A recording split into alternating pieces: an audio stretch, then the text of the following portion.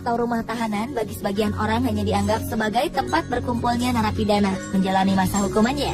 Ternyata di dalam rumah tahanan ini, para narapidana atau warga binaan ini ternyata tidak hanya menghabiskan waktu dengan makan, minum, dan tidur saja. Sebagai warga binaan, petugas rumah tahanan mencari cara bagaimana mereka bisa memiliki kemampuan atau skill yang bisa dimanfaatkan untuk mencari nafkah ketika mereka bebas nantinya.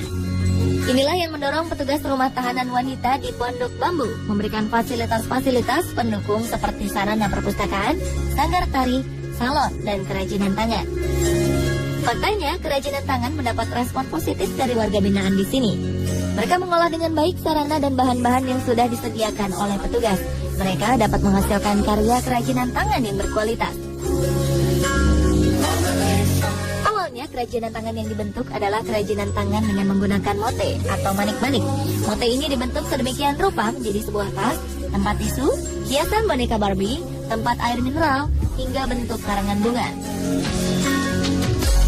Di kamarnya masing-masing, para warga binaan dapat mulai belajar bentuk-bentuk kerajinan dari yang paling sederhana. Setelah mahir dan ingin terus membuat kerajinan tangan, mereka bisa bergabung di workshop rutan dengan membuat desain-desain yang lebih rumit dan beragam.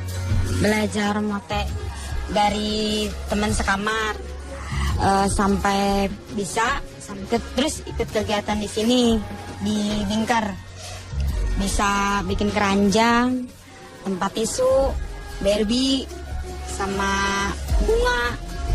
Hasil kerajinan tangan ini kemudian dipasarkan oleh petugas dan keluarga dari warga binaan keluar rumah tahanan. Sebagian keuntungan yang diperoleh menjadi hak dari warga binaan yang kemudian ditabung kepada pengurus rutan untuk menjadi bekal mereka kelak selepas keluar dari rutan atau untuk digunakan jika ada keperluan.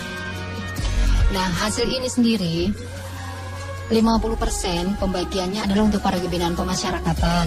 Kemudian 21% untuk kas rutan, 14% untuk kas Direktorat Jenderal Pemasyarakatan, dan 15% untuk kas negara.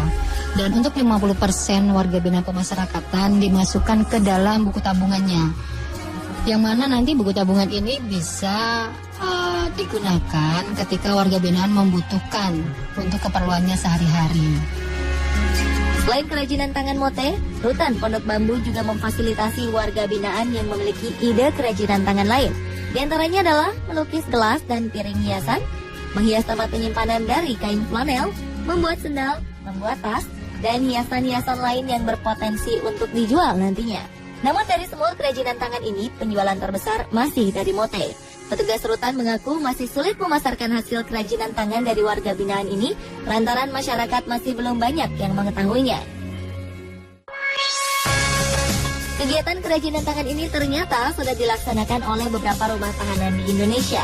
Salah satunya adalah Lembaga Permasyarakatan Wanita Sukamiskin di Bandung. Kegiatan ini memiliki dampak positif bagi warga binaan di sana selepas menjalani masa hukuman. Tidak sedikit alumni dari Lapas Wanita Sukamiskin meneruskan usaha kerajinan tangan yang didapat dari lapas menjadi sebuah usaha dan mata pencaharian yang menguntungkan bagi keluarga. Lapas Sukamiskin kemudian mendapat bantuan dari salah satu pengusaha butik kain perca, Titin Agustina, yang bersedia memberikan pelatihan kerajinan butik batik dari kain perca. Saat ini ada 10 warga binaan yang berhasil dilatih. Mereka menjahit produk kain perca sesuai dengan desain yang diberikan. Hasil jahitan mereka kemudian diambil oleh Titin untuk dipasarkan online melalui internet dan toko-toko yang sudah menjadi mitranya. Produk-produk yang dihasilkan dari kain perca batik ini berupa bed cover, alas piring, bantal kursi, tutup galon, tempat tisu, dan dompet. Pemirsa, inilah sisi lain wajah rumah tahanan wanita kita. Lembaga pemasyarakatan ini bukan sekedar tempat penginapan bagi mereka yang menjalankan masa hukuman, tetapi juga tempat pembinaan agar setelah menjalankan hukumannya, mereka bisa tetap diterima di masyarakat sebagai seorang warga berkualitas.